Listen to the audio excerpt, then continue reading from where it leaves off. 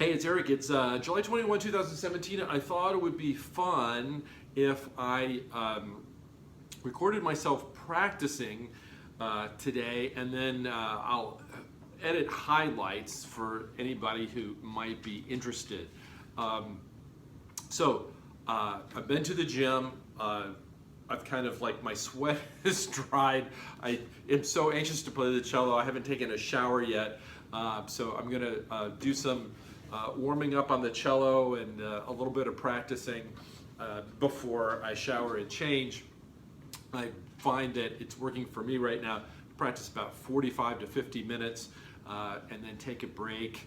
And I'm doing maybe 4 to 5 of those sessions a day. So warming up, right now I am thinking about a thing I read in William Pleas's wonderful book on playing the cello, that we can start out by just playing some notes that we really love and we really like. I noticed that when I do this, putting my input out a little bit longer, when I do this, I always start in 4th position because it's the easiest position to find. So if I play a B flat and I just enjoy it, and I'm just searching for notes, kind of being gentle with the cello, letting my arm get used to the motions.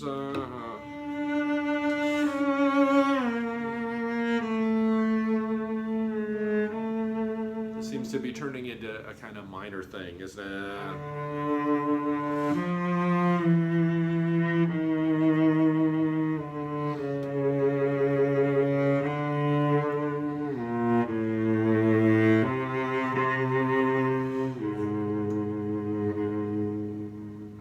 I think this is important, and I'm so glad that I read this so many years ago. Some days I want to start out being very kind of mechanistic, doing exercises, and our fundamental relationship with the cello needs to be loving. Well, I mean, your fundamental relationship with the cello can be anything that you want it to be. When it's loving, it works best, at least for me. So this kind of thing, and just kind of improvising some notes. So it helps us to be in touch with our own creative voice, as well as before we get into doing some technical regimen, which is very important. Now, yesterday I started out not by doing this kind of loving improvisation. I started out with doing all the major scales in 4 octaves with scales and broken thirds and arpeggios, and was working on vibrato a lot. So it doesn't need to be the same thing every day. As a matter of fact, I think if you do the exact same thing every day, it gets boring. I notice if you're following my fitness vlogs, I'm a kind of beginner at getting back into working out, and the people who are my trainers vary the workouts every time, so it's not predictable. You don't get mentally used to it. Your body doesn't get used to it. Anyway, I'm going to improvise a little bit more in this way, just as a way of getting into things, and then we'll see where things want to go.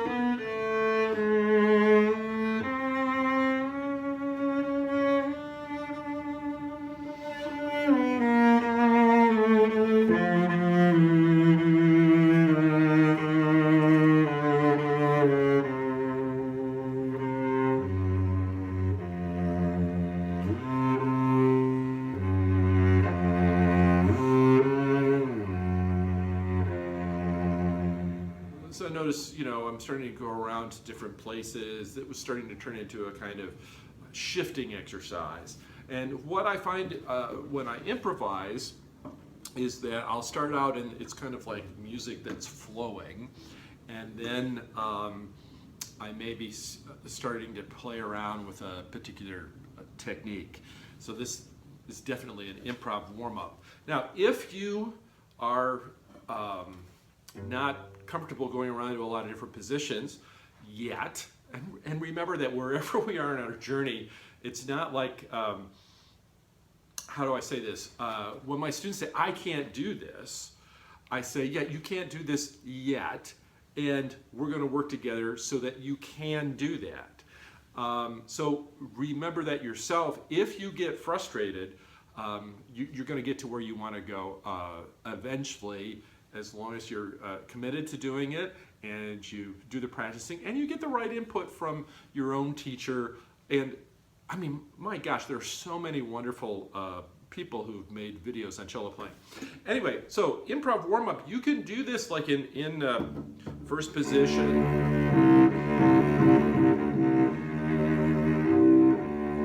You can just pick a position. Now luckily I happen to like tritones, that's that interval, which played together was, there it is. A little bit out of tune, I'm finding my way. But you could just like pick one finger.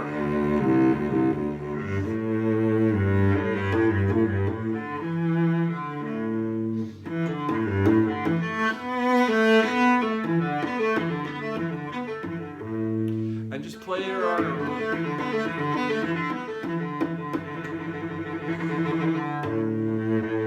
Play around with it.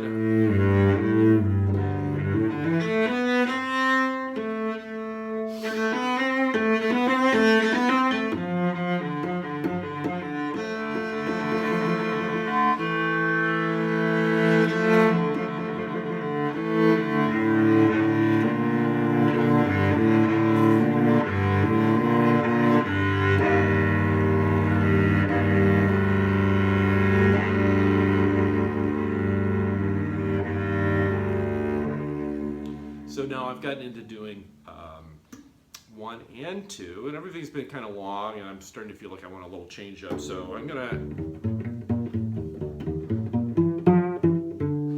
play some pizzicato for a while. One of the things that I feel about my own playing is that I don't play pizzicato enough yet, and so when I want to play other styles of music, I'm really like kind of like a one finger at a time pizzicato player. So I'm going to actually switch now to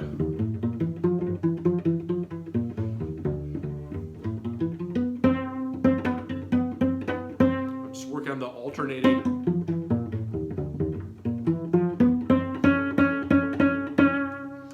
Third finger, yay! Okay.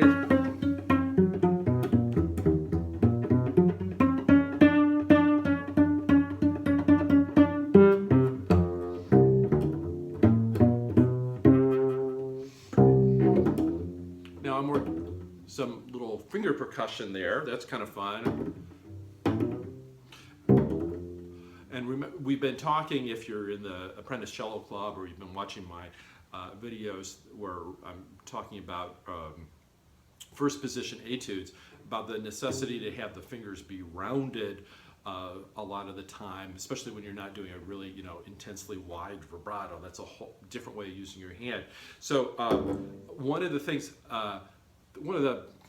that my arm will do if I'm not paying attention to it is tend to slump forward. And I think people with long arms tends to happen to. So I like to come from behind a little bit, because that counteracts that. I mean, there's certainly different philosophies of how square or slanted the hand needs to be, and we each need to find, with the guidance of other people giving us feedback, what works best for us. There's, you know, the hand position that works best for me isn't going to be the hand position that works best for you, because we have different arms. So, but with my arm length, I'll tend to do this, and my fourth finger will go back. So I like to work on the rounded fingers. Maurice Eisenberg, in his book on playing the cello, published way back in the 1950s, I think, recommended that people pull back equally on all the fingers. Now, that is not like, you don't want to be doing that all the time, although if you're having difficulty getting the string down, pulling from your back muscles can help you stay more flexible in your fingers rather than clamping between the fingers of your left hand and the thumb. So, tapping.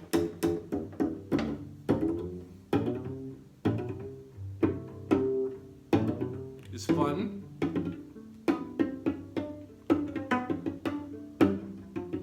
And this is, now see, it started out very legato, now I'm getting a little, now it's percussive, so it's always the yin and yang, it's the balancing of energies. And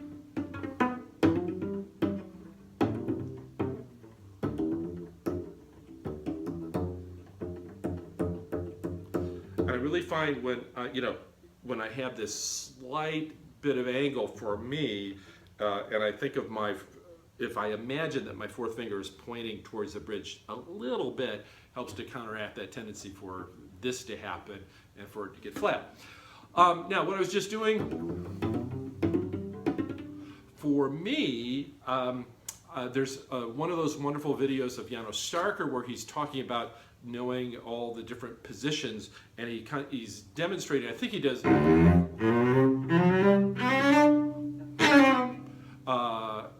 I don't remember right now if he goes up and down, but I find it like really helpful.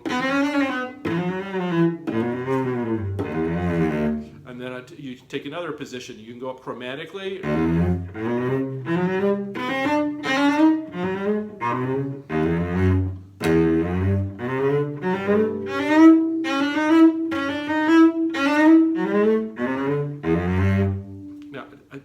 I'm not going to talk about Starker's finger position.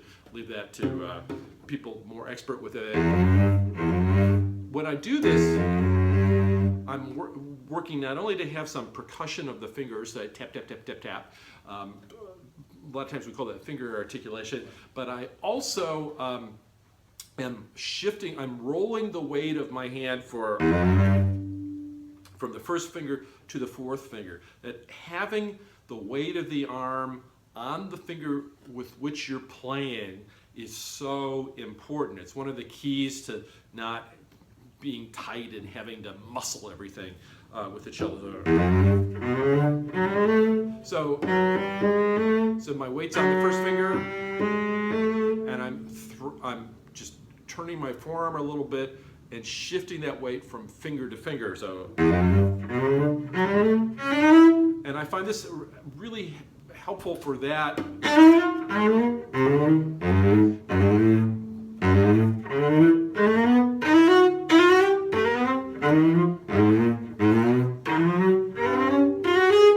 So there's a lot of things that you can do.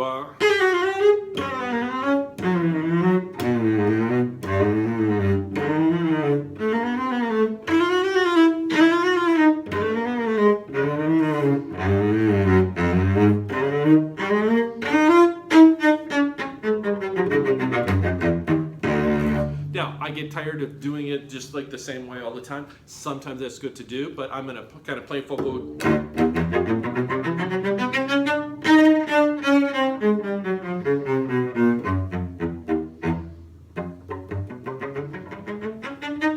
So there's a little staccato, which is, this is kind of a controlled bounce, not one of the things that I'm a genius at, but that's about as fast as mine goes. I'm sure you've seen those incredible videos of Gregor Piatigorsky doing that. Anyway, so there's some warm up now, and I'm starting to feel like, oh, okay, I've got that position going. Now, at this point, where I've, of course, usually I'm not narrating what I'm doing, but at this point I might go ahead and play a piece for a while, or I might go into playing scales. Right now I feel like doing some thumb position exercises because I've kind of warmed myself up in the neck positions. Or if you have the Starker Organized Method of String Playing book, he calls them the 4-finger positions because you're using all 4 fingers. And your thumb is behind the neck, and that's why we call them neck positions. I think it's really important at certain stages in our development to kind of like let our intuition guide us into the areas that we need to work on, and not feel like you have to do all your technique stuff, you know, your open string exercises, which, by the way, when you're playing open string exercises, so this is just total stream of consciousness. When I do that, I think it's really important to think of that you're making beautiful sound. So I don't know anybody who kind of really likes open string exercises, you know, but if you think of it as beautiful sound practice, that's good. And what I'm doing is I'm trying to let the bow do all the work and have as resonant a sound as I can.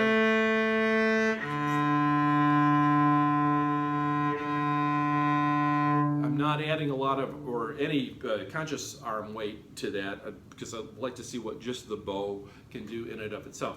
Anyway, what I was saying is you don't always have to do like open string exercises and then finger exercises and then play scales and things like that, especially if that is not exciting you. Sometimes I like to make music and then do an exercise and make some more music and then do an exercise, and you try to make the exercises musical.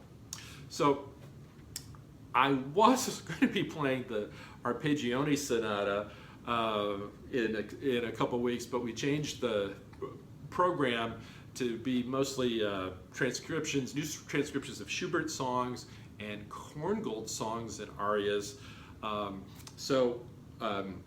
There are a lot of thumb position exercises I was doing to get myself really ready for playing the Schubert.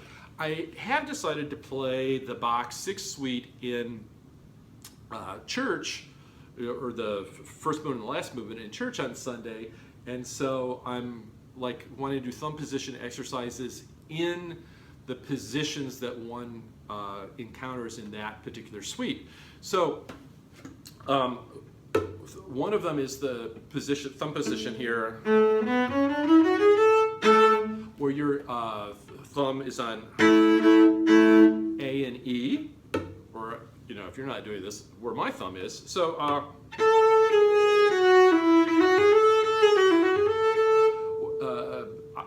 going to be eventually getting to playing a major scale here. By the way, I just pulled my shoulders back, which is important.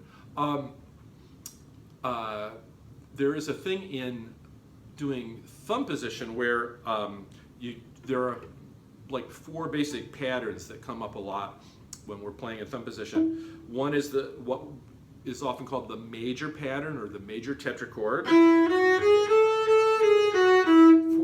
Tetrachord being a 4-note pattern. If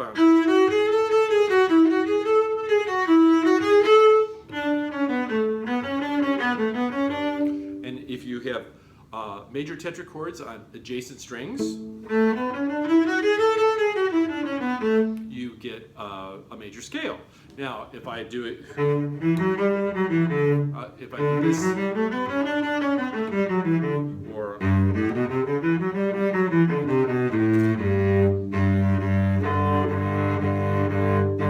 my fifths are a little bit off, so I'm watching that.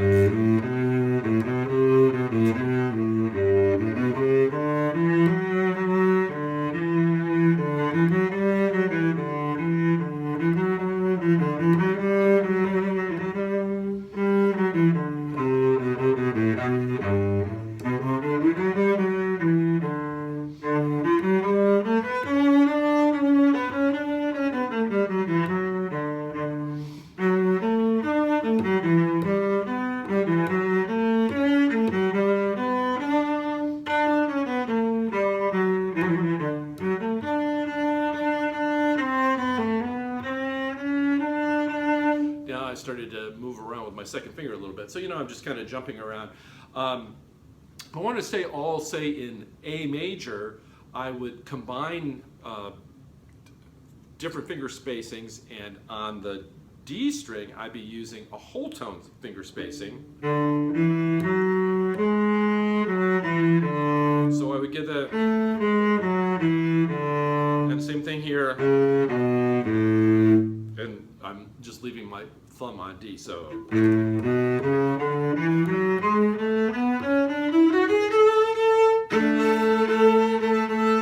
I'm kind of tuning that up.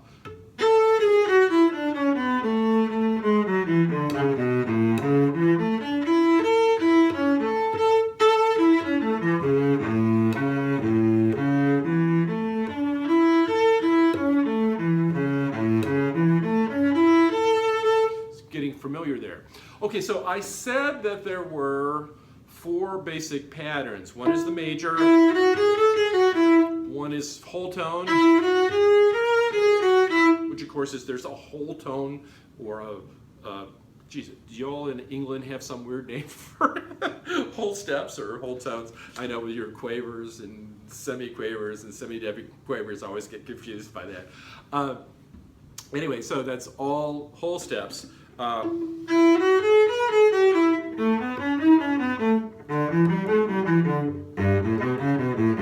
you have those. We already talked about the major.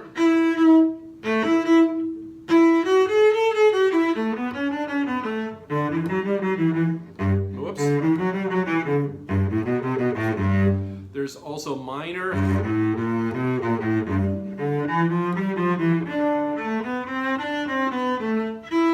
Whoops. And it's confusing if you do the same tetrachord pattern on each one because it doesn't fit into any particular scale. So minor, and then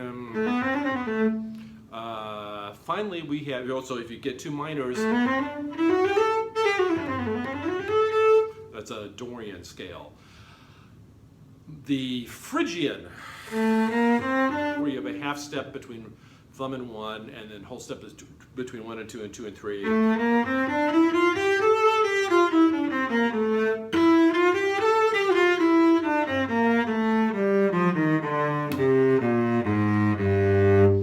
So now I am just wanting to do some exercises or play around in that position because I'm going to come to that when I play the piece. So I like a lot of times to just do these with double stops.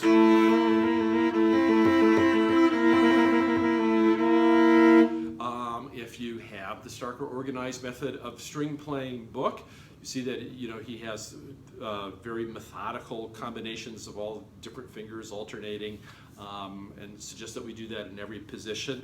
I sometimes do them very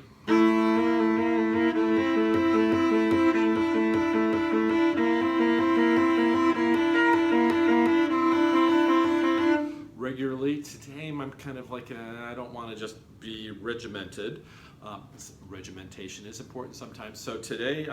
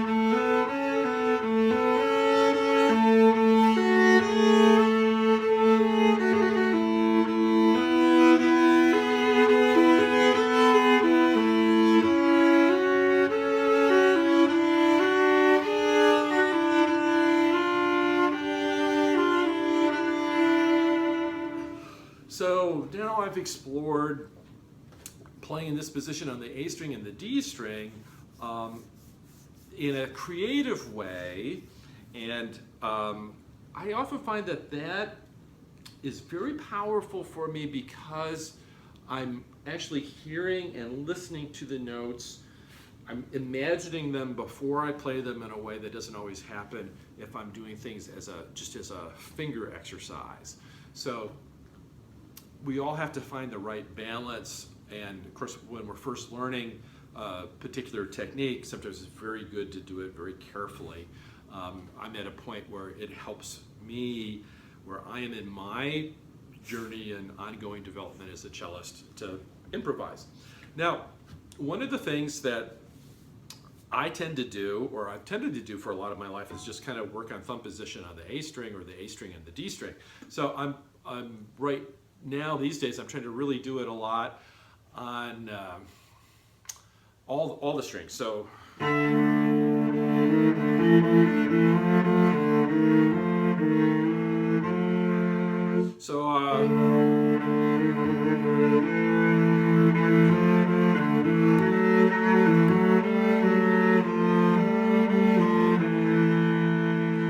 now I'm just kind of experimenting with getting my first finger and my second finger into as many different places as possible.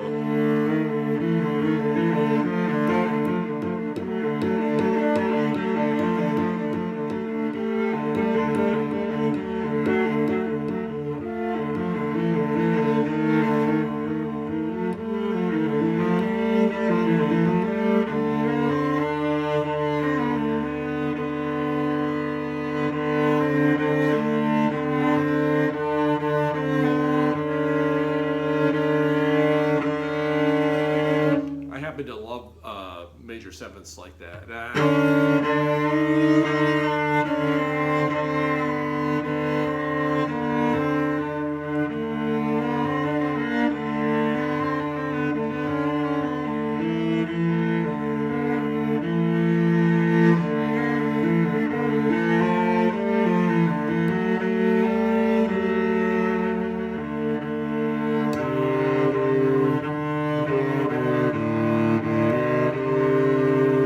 The C string in.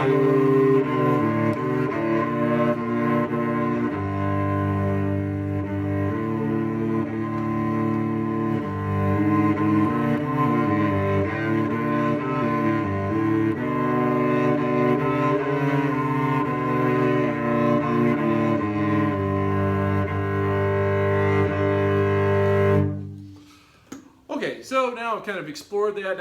Now I'm going to move to play a scale. So G major scale, which is going to be the major position on these two strings, because I'm starting with a G on my thumb. Then the minor.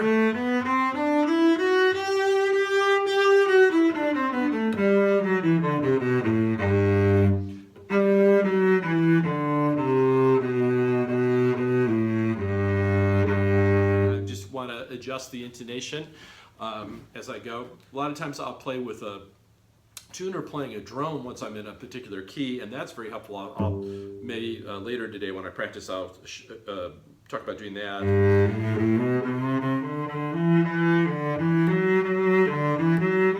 And then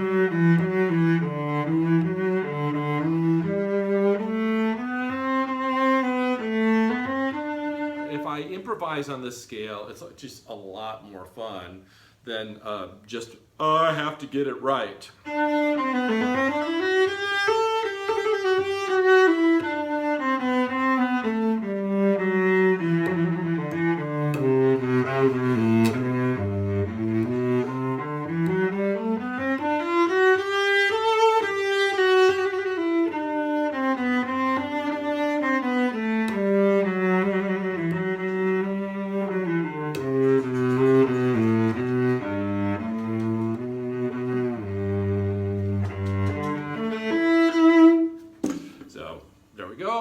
I started to feel a little bit tired, so I'm taking a nice deep breath and stopping that. So that was a G major scale. Now, once you get into this passage,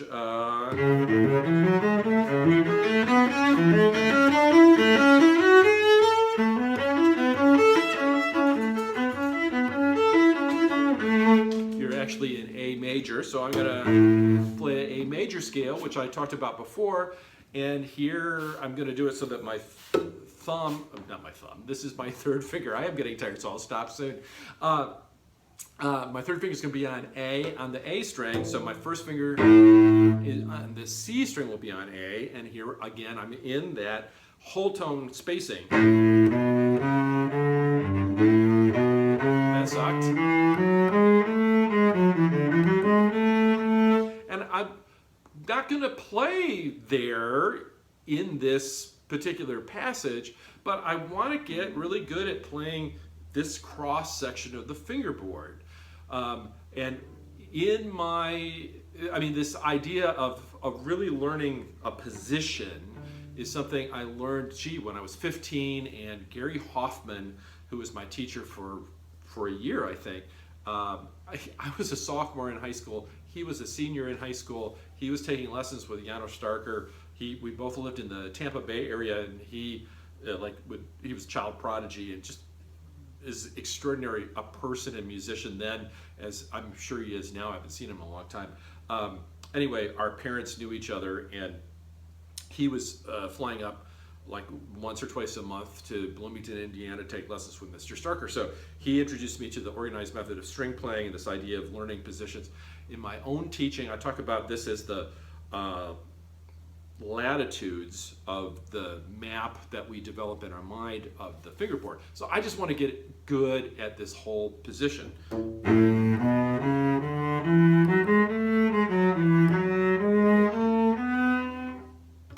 There it is.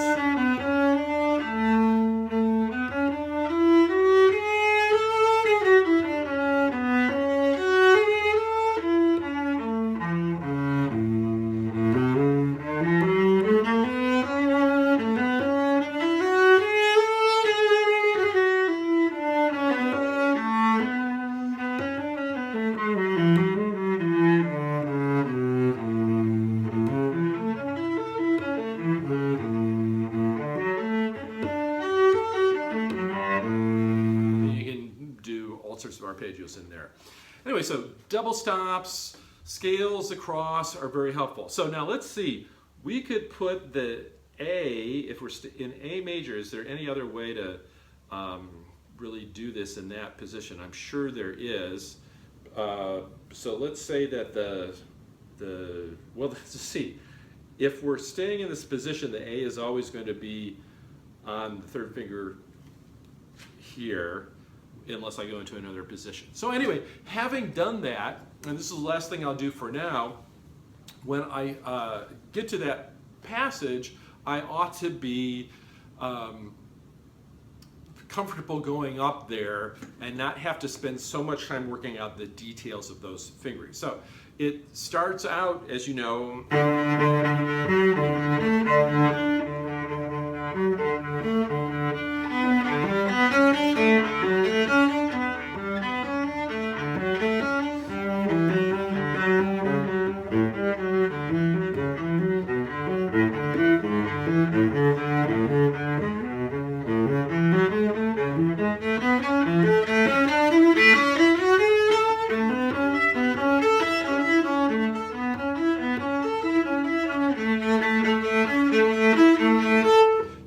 pretty well, so that paid off.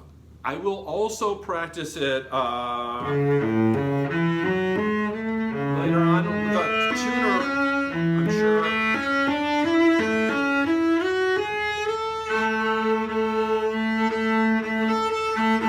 Make sure this is tuned up well.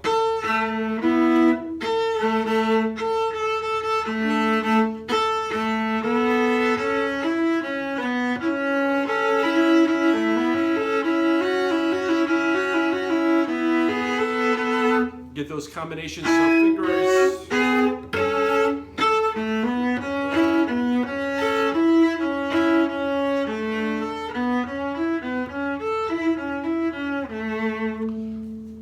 Last thing I'll say, and then I'm going to go take a shower. I am experimenting with bowings. So a lot of times, traditionally, people playing on modern cello play this.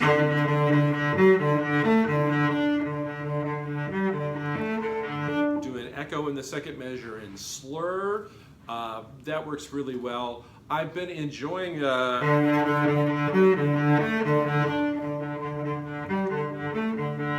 keeping the two slurred and one separate. Then he